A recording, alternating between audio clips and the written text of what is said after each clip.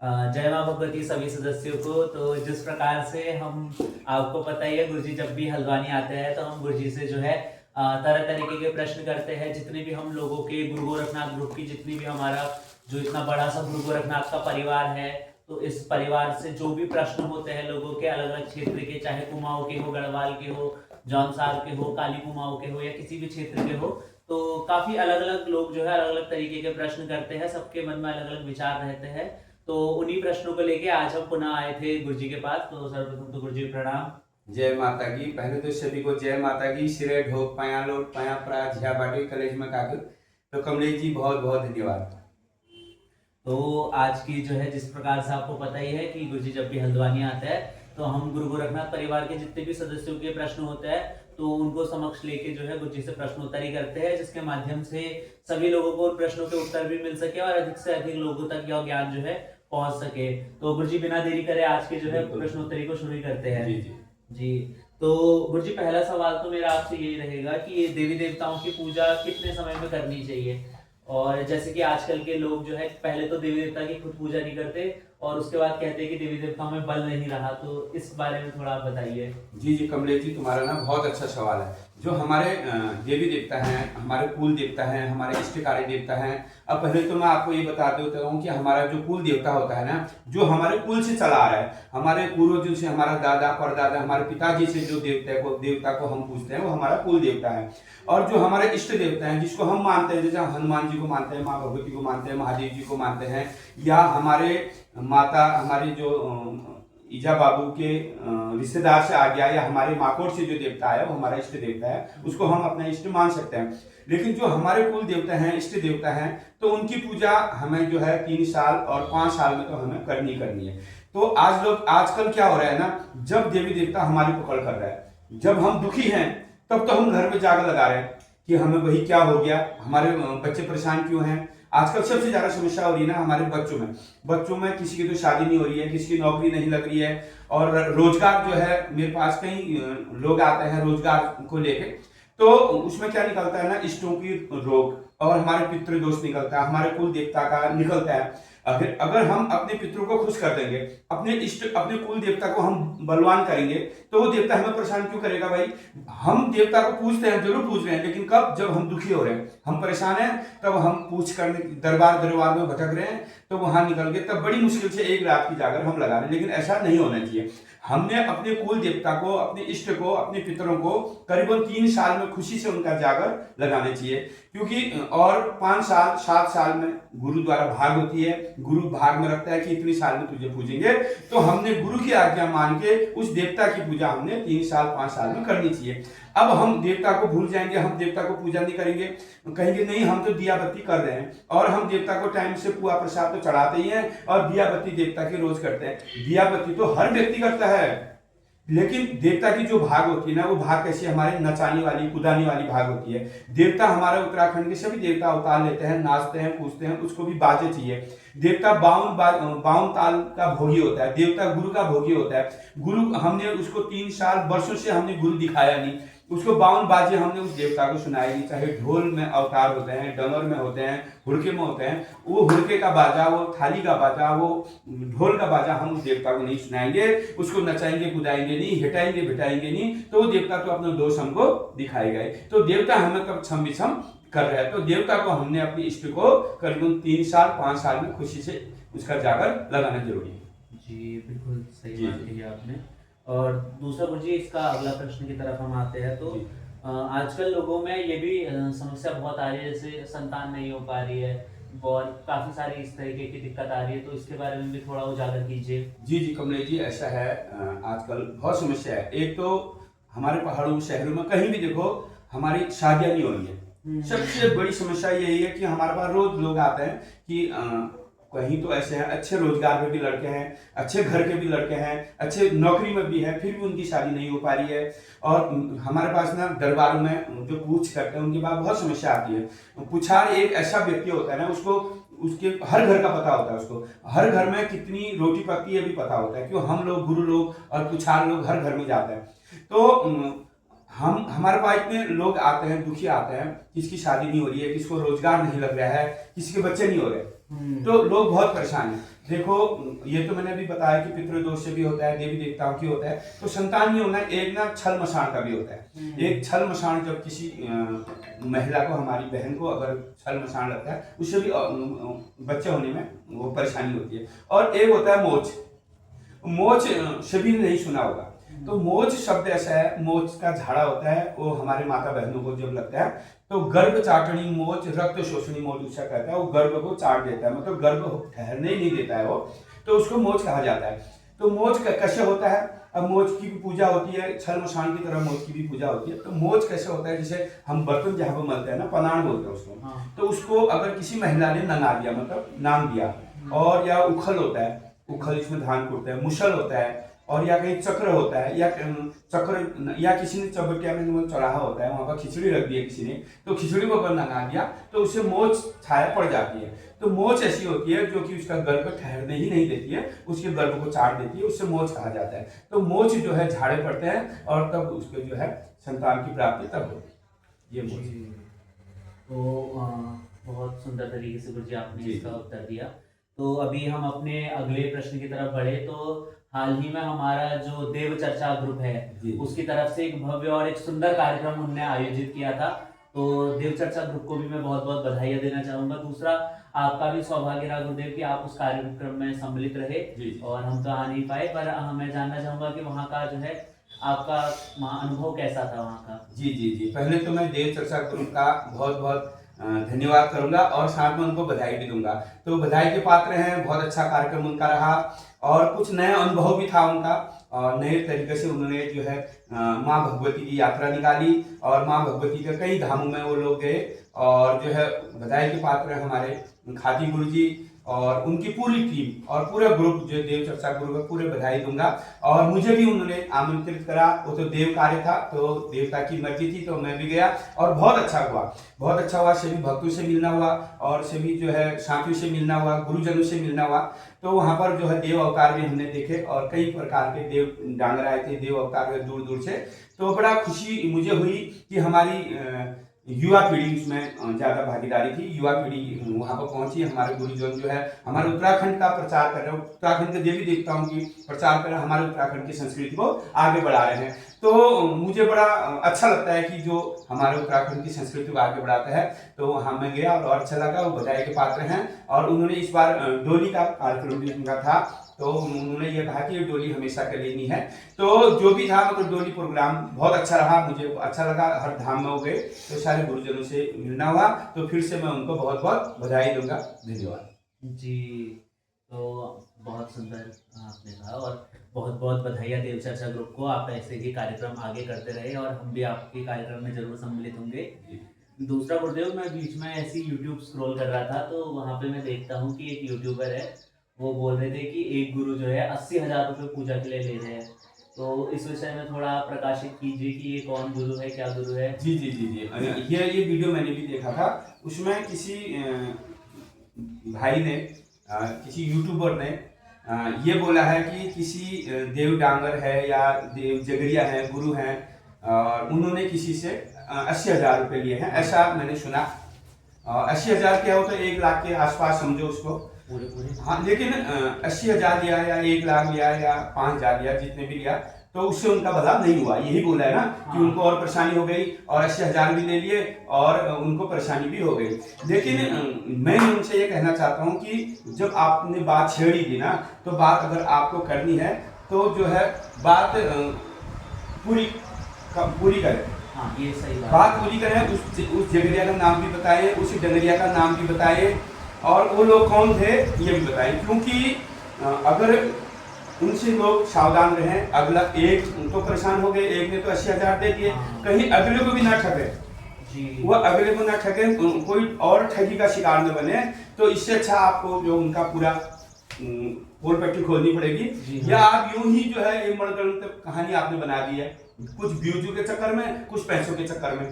तो मुझे तो ये एक कहानी लग रही है, अपने व्यूज पाने के लिए, अपने पैसों के चक्कर में इन्होंने ये है कहानी रच दिया। हाँ, अगर ये सच्ची कहानी है तो उस गुरु का नाम बताएं, और उस देव डागर का नाम बताएं, भाई 80,000 किसने लिया और क्यों लिया। जी हाँ। अगर आपको कथा कहानी मालूम है, तो ये कथा आपके पास आई कहाँ से, ये आपको बताई किसी ने, या आप अपने मन से जो है एक कहानी बना के अपने फेमस होने के चक्कर में और आपने जो है सारी उत्तराखंड के गुरु को बदनाम कर दिया, तो ये तो बहुत गलत है, मेरे नजर में गलत है। अगर आपको ठीक है, आप उजागर कर रहे हैं, जरूर करिए, उसका नाम भी बताइए, उस गुरु का नाम बताइए, उस देव डांगर का नाम बताइए जो ये ठगी। हम तो खुद खिलाफ है उसके ना, हम तो खुद खिलाफ है, ये ठग कौन रहा है, 80,000 कैसे ले लिया उसने, तो आपको पूरा बताना पड़ेगा, नहीं तो आप जो है ये गलत कर रहे हैं और हमारे उत्तराखंड को गलत संदेश दे रहे हैं कि जो ये आप कहानी बता रहे हैं ये अपने व्यूज पाने के लिए और पैसों के चक्कर में सारा हो रहा है। बिल्कुल, अगर इनने इतनी ही वार्ता रखी थी तो सीधी सीधी बात है उस गुरु का नाम और वो भी रखी। बिल्कुल बिल्कुल, नाम बताओ उस गुरु का। हम ऐसे लोगों का विरोध तो करते हैं, विरोध होना चाहिए। अगर हम धर्म के कार्य में बढ़े रहे तो सरेआम विरोध होना चाहिए। ये बेफालतू की बातें नहीं होनी चाहिए। हाँ सही बात। या बात करनी है तो पूरी बात करो, डर किस बात का, अगर कोई गुरु पैसा ले रहा है उस गुरु का नाम उजागर करो। बिल्कुल जी। तो गुरुदेव इसमें अगला प्रश्न मेरा ये था कि जैसे किसी के परिवार में कुछ हानि हो जाती है, किसी सदस्य की यदि हानि हो जाती है, तो उस परिवार के क्या क्या नियम होते हैं, उसे कब देवधाम में जाना चाहिए, कितने समय तक उसको परहेज में रहना चाहिए, उसकी बिरादरी कितने टाइम तक परहेज में रहती है, इस विषय में कुछ बताइए। ये सवाल है आपका, बहुत अच्छा सवाल है आपका। ये है कि अगर किसी के घर के गार्जियन या किसी के पितृ उनकी मृत्यु हो जाती है, देहांत हो जाता है, तो कितने समय तक परिवार मंदिर में नहीं जा सकता है, कितने समय तक उनके घर में शुभ कार्य नहीं होगा और कितने दिन में उनकी बिरादरी अपना शुभ कार्य कर सकते हैं। ऐसा होता है, बिरादरी का काम जो है कुछ समय तक होता है, बिरादरी का ऐसा होता है कुछ समय तक ऐसा, या तो एक त्योहार को वर्ज देते हैं या 15 दिन बाद, 20 दिन बाद, 45 दिन तक ही बिरादरों का तक होता है। फिर 45 दिन बाद बिरादर अपना काम कर सकते हैं, अपने शुभ कार्य कर सकते हैं, अपने मंदिर जा सकते हैं, वो तो बिरादरी है। वो तो कुछ समय तक ही 15 दिन 20 दिन तक ही छोड़ेंगे, उसके बाद अपना कार्य करते रहेंगे बिरादर। लेकिन हाँ, जिसके घर में खास अपने पितृ गुजरे होते हैं, उनके पितरों का देहांत हुआ हो, हमारे घर के शयानी अगर गए हैं, गुजरे हैं, तो वो जो है साल भर तक उस घर में शुभ कार्य नहीं होगा, बिल्कुल नहीं होगा, क्योंकि आप अशुद्ध हैं साल भर तक, जब तक आपका वार्षिक श्राद्ध नहीं होता है। चाहे वार्षिक श्राद्ध आजकल ना 45 दिन में भी लोग कर रहे हैं, 15 दिन में भी कर रहे हैं, लेकिन आप जो है साल भर तक आप अशुद्ध है, आपका परिवार अशुद्ध है, पूरा घर अशुद्ध है, आपके घर में कोई शुभ कार्य नहीं होगा, आपके घर में शादी नहीं होगी, आप कहीं मठ मंदिर धामों में नहीं जा सकते हैं। लेकिन हमारे उत्तराखंड में ऐसे ऐसे गुरु हैं जो दुनिया भर के संदेश दे रहे हैं लोगों को, दुनिया भर की वीडियो लोगों के लिए बना रहे हैं, लेकिन अपना खुद गलत काम कर रहे हैं, अपना खुद जो है ऐसे में शादी भी कर ले रहे हैं और मठ मंदिर सबसे बड़े धामों में वो चले जा रहे हैं, बड़े बड़े यज्ञ कर ले रहे हैं और जो है बड़ी बड़ी यात्रा वो निकाल लेते हैं। तो अगर गुरु ही खुद गलत कर रहा है तो दूसरों को संदेश ना दे, तो ये है गलत होता है, ऐसा गलत नहीं करना चाहिए। उसका दंड का भागीदारी, उसको दंड जरूर मिलता है, देर होती है अंधेर नहीं होती है। देव दरबार में यह काम नहीं करना चाहिए, ये है कमलेश जी। तो गुरु जी आपने बहुत अच्छे तरीके से सारी बातों को रखा। दूसरा, हमारे गुरु गोरखनाथ ग्रुप के सभी सदस्यों के लगभग 100 से ऊपर मेरे पास मैसेज आ गए हैं कि ग्वालापार वाला कार्यक्रम तो इतना भव्य, इतना दिव्य और सभ्य तरीके से इतना अच्छा हमारा वो कार्यक्रम रहा, तो अब सब लोगों को यही उत्सुकता हो रही है कि अगला कार्यक्रम कहाँ है, अगला कार्यक्रम कहाँ है। जी जी, हमारा जो गुरु गोरखनाथ ग्रुप का जो जागर लगा था, वो जागर सार्वजनिक जागर था, वो सभी का जागर था, आप लोग का, वो मेरा पर्सनल या हमारे ग्रुप का पर्सनल नहीं था, सभी का था। उसमें सहयोग हमारे मातृशक्ति का सबसे ज्यादा सहयोग था इस बार, मातृशक्ति और युवा बच्चे बहुत आए थे और हमारे सयाने लोग भी दूर दूर से बहुत आए थे। सभी का फिर से मैं धन्यवाद करूंगा, आपके प्यार आशीर्वाद से हमारा जागर अच्छे से संपन्न हुआ। अब हम जो है जागर 6-6 महीने में लगाते हैं, तो हम जब कोई बड़ा कार्य करते हैं ना, उसके बाद 6 महीने तक कोई कार्य नहीं होता है, तो 3 महीना 6 महीना हमें रुकना पड़ता है। 6 महीने बाद फिर दोबारा हम कार्य करेंगे, क्योंकि हमसे ना गढ़वाल के भी लोग जुड़े हैं और कुमाऊं से भी लोग जुड़े हैं। हम गढ़वाल और कुमाऊं को लेके चलते हैं। गढ़वाल से भी मेरे भक्त लोग बहुत ज्यादा हैं और कुमाऊं के भी हैं, तो सभी को धन्यवाद करूंगा। और मुझे कॉल फोन मैसेज बराबर आता है गढ़वाल से भी, तो इस बार हम सोच रहे हैं कि हम गढ़वाल की तरफ प्रोग्राम जागर का गढ़वाल की तरफ करेंगे। तो खुशी का विषय यह है, मेरे गढ़वाल के जो भक्त लोग सुन रहे होंगे हमारे, तो इस बार जो है गढ़वाल में होगा।